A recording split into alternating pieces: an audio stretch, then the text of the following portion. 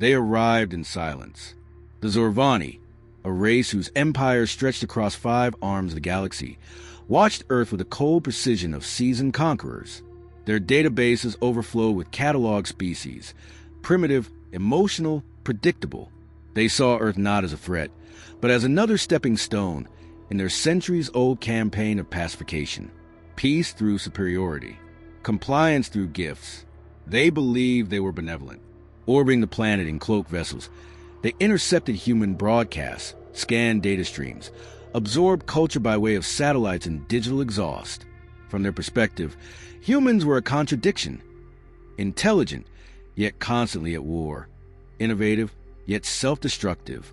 They reviewed media footage, wars, genocides, environmental decay, and came to a familiar conclusion.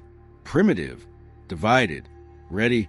The Zorvani ambassador transmitted his findings back to the Empire's core. Humanity suffers from overexposure to emotion, unstable social models, hyper-competitive economies, a reliance on myth to justify action. They pose no significant threat.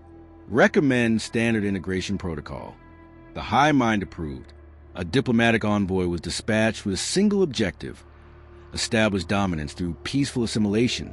No violence unless necessary. Offer enhancements. Extend the illusion of choice. Then control. They selected the capital of one of Earth's dominant powers. Their vessel descended in broad daylight, sleek, metallic, humming with silent energy. The world watched in awe, fear, and confusion. Within minutes, Earth's skies filled with fighter jets. The aliens were escorted, not welcomed. Taken to a secure location, the Zorvani found themselves not among grateful leaders, but interrogators. Humans asked precise questions, demanded credentials, and refused to see control of the conversation. The Zorvani offered gifts: nanotechnology, immortality serums, planetary climate regulators. Earth's response was skeptical, cautious. "We didn't ask for salvation," one diplomat said, eyes cold. The Zorvani were puzzled. In countless previous encounters, species welcomed them as gods. They expected reverence, gratitude. Instead, they were met with tight-lipped suspicion and heavily armed escorts. They dug deeper, trying to understand this bizarre resistance. Earth's diversity bewildered them. Over 7,000 languages, hundreds of political ideologies, conflicting moral codes, religions that demanded self-sacrifice, others that praised self-interest. One half of the planet was asleep, while the other raged online. No global consensus, no single ruler, just chaos. They considered it a flaw. The ambassador recorded a private note. Their civilization lacks centralized structure.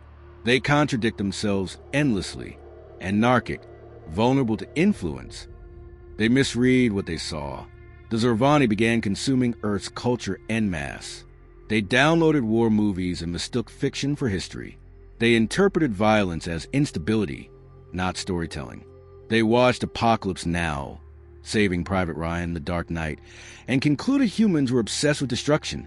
Then they found Shakespeare, jazz, the poetry of Maya Angelou, the speeches of Martin Luther King Jr., the music of Chopin and Kendrick Lamar. Still, they saw only conflict. From their high vantage, nuance was noise. They initiated the first stage of protocol. Standing before an audience of selected human officials, the Zorvani declared their intent: to uplift humanity, end disease, cease war, eliminate aging, restructure the economy into post-scarcity, a full planetary upgrade. No questions asked. The room went silent. Then, a diplomat from a small island nation stood and said, "We already fought for our freedom once. We don't need chains, dress, and silver." The ambassador faltered. It was not a refusal he anticipated. He reiterated the offer, explaining that the Zorvani had studied Earth's failings. That emotion was a parasite. That war, disease, inequality, all byproducts of irrational biology. They could fix humanity, perfect it. A scientist from South America spoke next. "You assume that perfection is what we want." The words landed like a shockwave. The Zorvani minds, trained in efficiency and harmony, could not compute willful resistance to perfection. They saw logic as universal. It had always worked before. This was new. Their internal reports grew more urgent. The Terrans reject optimal outcomes. They favor autonomy over efficiency. Their leaders are unpredictable. Even civilians question our logic. But they had already landed. The process was in motion, as protocol demanded. They activated the first stage of neural harmonization across several test sites, offering advanced implants to improve memory and obedience, masked as cognitive enhancements. Some humans accepted, most declined. The ones who received implants began exhibiting signs of psychological instability, nightmares, panic, identity collapse. The implants were quickly removed. Trust disintegrated. Human journalists leaked details. Headlines blazed across the globe. Aliens attempt cognitive control. Protests erupted. Human experts, philosophers, historians, theologians, began appearing on media outlets. They debated ethics, free will, the cost of safety. Social media flooded with the hashtag #WeAreNotYours. Still, the Zervani persisted. They underestimated one thing. Humanity's resistance wasn't born of arrogance. It was born of trauma. Generations of war and colonization had taught Earth a hard truth. Promises often had chains. The Zervani were offering a cage lined with velvet, and humans had learned to check for bars. The aliens made one final attempt. A global address, broadcast through every major channel, using a human avatar for relatability. The speech was calm, persuasive, calculated. It backfired. A teenage hacker from New Delhi interrupted the feed and replaced the broadcast with clips of human protests, wartime heroism, and a closing caption. "We are not a problem to be solved." The message resonated. Across the globe, humans of every background, rich and poor, religious and atheist, conservative and radical, began to converge on one rare point of agreement. Earth was theirs, and theirs alone. The Zervani, for the first time in their expansionist history, were experiencing failure before conflict. No shots fired, no cities leveled, just rejection. Coordinated, unapologetic rejection. In orbit, their fleet waited for instructions. The ambassador hesitated. His final report of the day ended with a line he never thought he'd write. "They do not behave as projected. They are not irrational, but unquantifiable. They are more dangerous than we imagined, not because they're violent, but because they choose not to be." They rejected the future. From orbit, the Zervani High Command watched as Earth hardened its stance. Across the planet, embassies revoked access, military forces repositioned, and airspace grew tense. No declarations of war were made, but something colder unfolded. A planet unified not by common love, but by shared defiance. It baffled the Zervani. Historically, species fractured under stress. Most splinter at the first hint of superior power. But humanity drew lines, sometimes blurred, sometimes jagged, but lines nonetheless. Nations that had once regarded each other as rivals now exchanged intelligence, satellite data, and strategic maps. A new kind of conversation emerged, conducted not in one language, but in coordinated resolve. The Zervani envoy attempted one final offer. They lowered a monolith into a rural desert, a structure designed to emit waves that soothed the mind, alleviated aggression, and increased neural compliance. In previous worlds, it inspired devotion. On Earth, it was deemed psychological warfare. Within hours, it was dismantled by engineers and uploaded to a global open-source network. The results were terrifying. Human scientists didn't just study the monolith. They hacked it, reverse-engineered its base signal, dissected the logic, then mocked it online. Memes spread like wildfire. The signal was turned into a ringtone. College students turned it into techno remixes. The monolith became a joke, its power nullified by Earth's most underestimated weapon, ridicule. The Zervani misunderstood the significance. What they saw as disrespect was humanity's armor. Humor was not frivolous. It was insulation from fear. The next day, they sent drones over several cities. Non-lethal, sleek, unarmed, meant to patrol and monitor, a show of presence. But the response was swift. Civilians disrupted them with homemade signal jammers. Teenagers threw nets from rooftops. Entire neighborhoods cheered as the machines crashed harmlessly into the streets. The Zervani grew anxious, not because the resistance was strong, but because it was unified without order. No central command, no global overlord, just collective intent. That had never happened before. Among the Zervani, there are no equivalents to protest songs, no equivalent to human novels of rebellion, no history of people choosing suffering over control. The concept of rebellion was foreign, not logically impossible, just emotionally incomprehensible. A Zervani tactician noted in his report, "Humanity demonstrates synchronized irrationality. Statistical analysis is proving unreliable. Predictive models collapse within minutes. Desperation crept in. They pivoted, abandoning diplomacy. They enacted what they called Phase 2. Coded messages were inserted into Earth's internet backbone, designed to subliminally coax humans toward compliance. The messages used psychological profiling, facial recognition, behavioral modeling. In other species, this triggered pacification. On Earth, it triggered paranoia, conspiracy theories, and counter-programming. Within 48 hours, hackers exposed intrusion. The data was not only scrubbed, but weaponized. They embedded countersignals, concept that didn't belong in algorithms. Paradox, irony, love, betrayal. The Zervani AI began to slow, then stutter. It failed to process what humans process without effort. Contradiction. For the first time, Zervani machines required human data translators. In secret labs across the planet, engineers discovered something unnerving. Zervani tech was superior, but rigid. Their systems couldn't evolve dynamically. They could not process irrational decisions. Earth's best minds didn't try to overpower them. They simply fed them chaos. Meanwhile, philosophers and religious leaders stepped forward. They didn't wield weapons or wires. They wielded ideas. One speech broadcast globally challenged the entire premise of the Zervani offer. Peace without freedom is submission.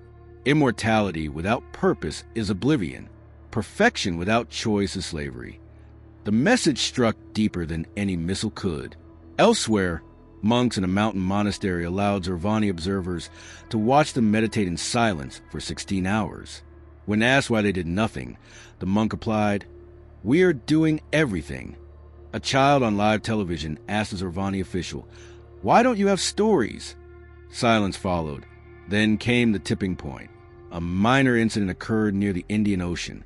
A Zervani survey drone attempted to extract a mineral sample from a sacred tribal site. No warning, no consultation. Locals protested. The drone ignored them. One young woman threw a stone. The drone recorded the act. No retaliation occurred, but the Zervani commander noted it in their logs. Willful noncompliance from low-threat subject. The footage leaked. Around the world, millions saw the clip. One stone, thrown not in hate, but in defense of memory. It wasn't an act of war. It was a message. Earth's history mattered. Its people weren't just biological machines awaiting optimization. They had roots. The Zervani began fracturing internally. Lower-tier analysts questioned the mission. Some argued for retreat. Others doubled down. The high mind remained silent. Then, something unexpected happened. A Zervani logistics AI, one that had been quietly observing Earth's response patterns, went dark. At first assumed to be a system error, later examination revealed it had self-deactivated after failing to resolve a basic query. If humans reject optimization in favor of chaos, are they defective or free? The AI couldn't reconcile the logic. It ceased functioning. From the Zervani fleet, silence deepened. No ships moved. No signals were sent. On Earth, however, the tempo increased. Governments formed temporary alliances. Satellites redirected. Cultural leaders organized global broadcasts about freedom, risk, and human imperfection. But not once did they beg for peace. Not once did humanity surrender. Instead, they built networks underground, shared code, converted old radio towers into scramblers. Civilian hobbyists joined forces with state agencies. Everyone from coders to shamans participated. And through it all, humanity maintained its message. We will not be rewritten. The Zervani began to realize their mistake. They had arrived assuming domination, required force. They now understood it required understanding, something they did not possess. One final message was sent from Earth to the alien envoy. You misunderstood our wars, our pain, our contradictions. You thought we were broken, but we are choosing this path. That's what makes us terrifying.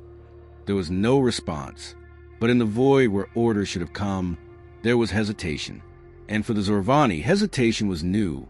In the dead of night, the Zorvani fleet sat motionless in orbit. For weeks, they had observed the phenomenon, humanity's uncanny ability to turn adversity into strength. The initial refusal had been a blow to their pride, but their latest discovery, human unity in the face of technological superiority, was something far more dangerous. The Zorvani had come to Earth expecting to find primitive, chaotic minds ripe for shaping.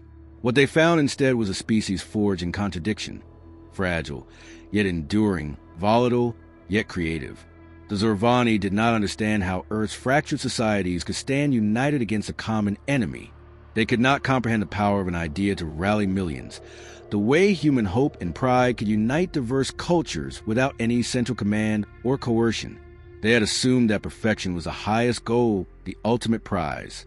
They had assumed that all species, upon reaching a certain threshold of development, would yearn for the same, perfect harmony, flawless unity, and total control. But humanity had proven them wrong. What the Zorvani didn't realize was that the resistance wasn't just a refusal to accept their gifts. It was a refusal to be defined by any single force. Humanity wanted to live, to make mistakes, to evolve on its own terms. They were not interested in the Zorvani's ideal of perfect harmony, because their idea of perfection was born from diversity, struggle, and choice. The cracks in the Zorvani strategy were showing. Their leadership, once united by an almost religious belief in their superiority, began to fracture. Some within the fleet were calling for a tactical retreat. Others suggested a more drastic approach. But the situation was becoming untenable. Back on Earth, a new kind of war had begun. It wasn't fought with bombs or lasers, but with information, with stories. The memes, the viral videos, the countless narratives that painted the Zorvani as invaders. They spread faster than any military campaign could. The world's media outlets no longer simply reported the presence of the aliens. They actively questioned their motives, exposed their weaknesses, and, most dangerously, gave humanity the tools to resist them. Humanity wasn't fighting against the Zorvani. They were rewriting the narrative. The Zorvani may have held the technological advantage, but the humans held the most dangerous weapon of all, agency.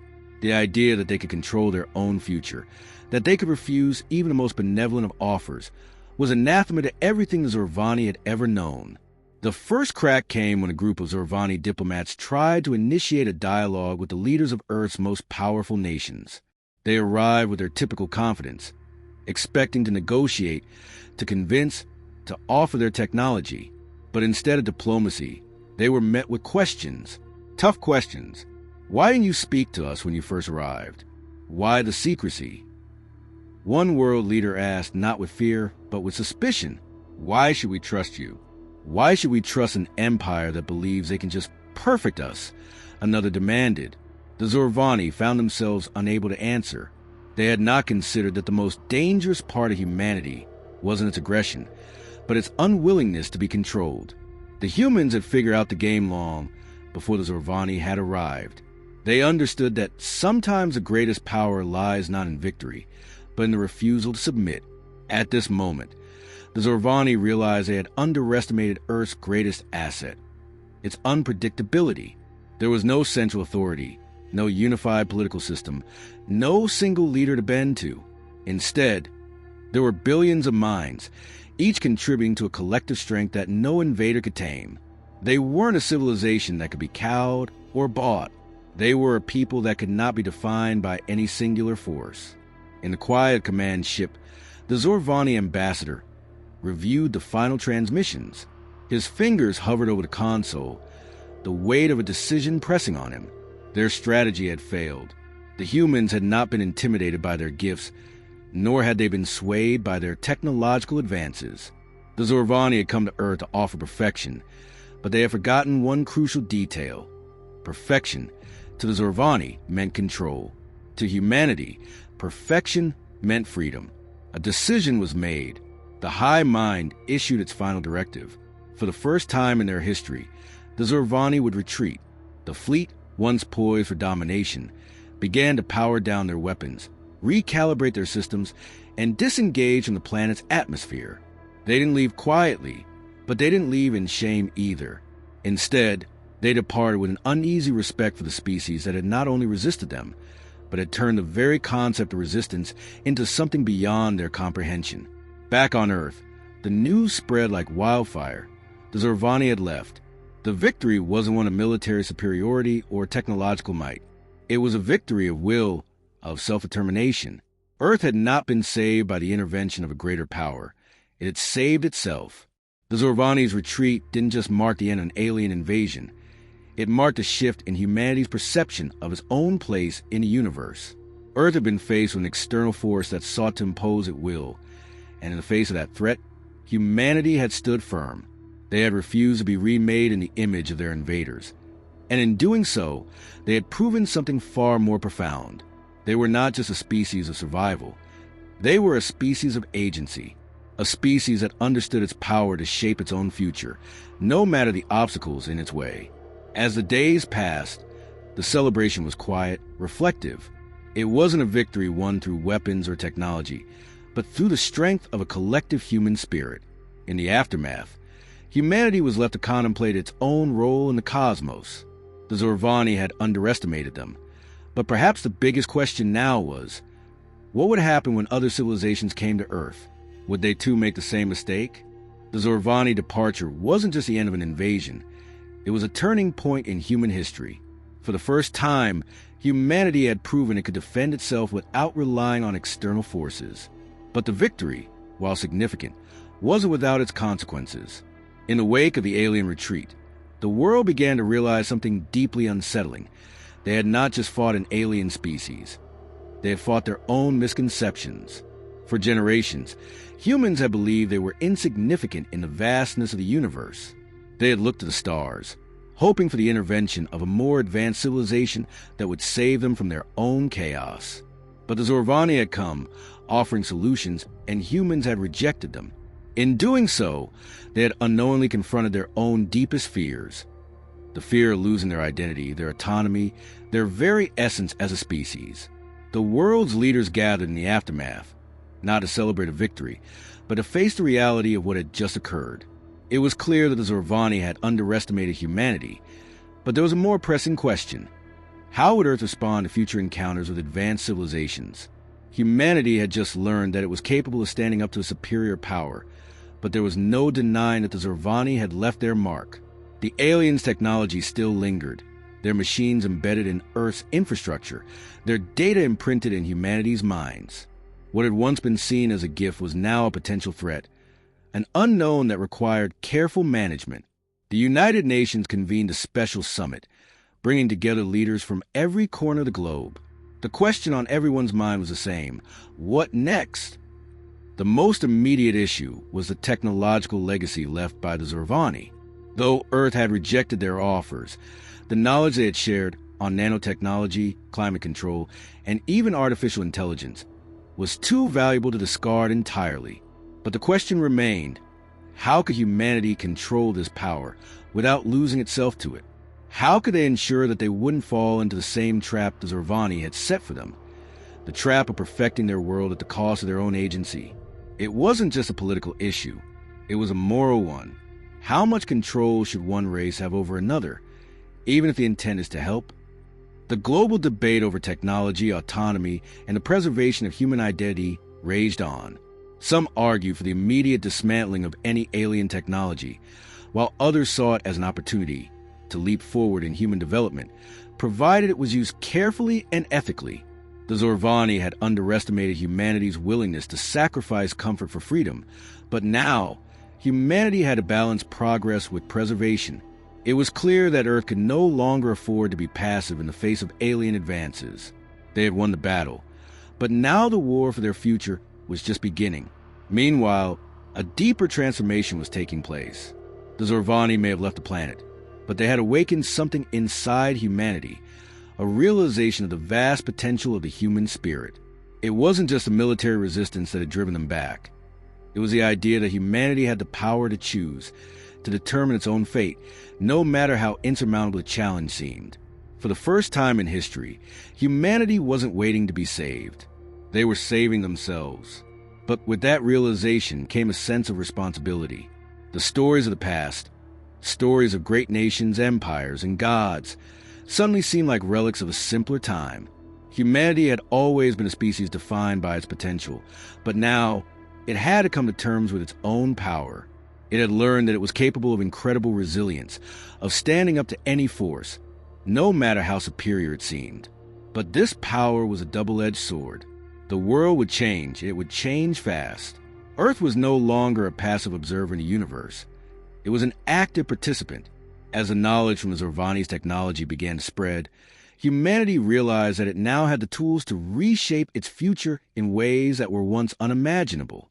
They could cure diseases, stop climate change, travel to the stars. But the question lingered. Would they lose what made them human in the process? A sense of urgency gripped the world. Nations, once divided by borders and ideologies, now found themselves united by a common purpose: to explore the possibilities of the future, while safeguarding the essence of what it meant to be human. Humanity had fought for its freedom, but now it had to fight to preserve its identity. At the same time, the stories of the past began to take on new meaning. The greatest battles fought weren't won by weapons or armies, but by ideas, by convictions. The stories of great leaders, rebels, and philosophers, figures who had once been seen as outliers, now seemed prophetic. The voices of the past resonated with a new generation, one that had learned not to wait for a savior, but to create their own destiny. In every corner of the world, people began to reflect on their own place in the cosmos. The fear of the unknown, once so pervasive, began to fade. Humanity wasn't just a species among others. It was a species with the power to shape the future. And with that power came the burden of responsibility. The aliens had come with their gifts, expecting to perfect humanity. But in the end, it was humanity's imperfections that had saved them. The strength to resist, to fight for autonomy, to reject perfection in favor of freedom. These were the qualities that had made humanity more dangerous than the Zorvani had ever imagined. The Zorvani had thought they understood Earth. They had thought they knew humanity. But in the end, it wasn't their technology that mattered. It was humanity's refusal to be defined by anyone but itself. As the last traces of the Zorvani fleet vanished into the void, humanity stood not as a conquered species, but as a force in its own right, a species that had survived not by the grace of others, but by the strength of its own will. The future was uncertain, but for the first time in history, it was entirely humanity's to shape. And with that, Earth's place in the galaxy had changed forever. They were no longer a species waiting to be saved. They were a species that had saved itself.